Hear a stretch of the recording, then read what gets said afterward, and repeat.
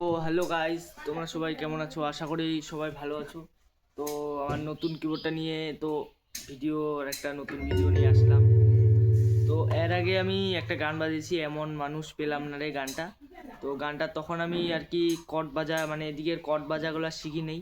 তো এখন অল্প অল্প হচ্ছে, তো আমি গানটা বাজাচ্ছি, তোমরা দেখো ভিডিওটা।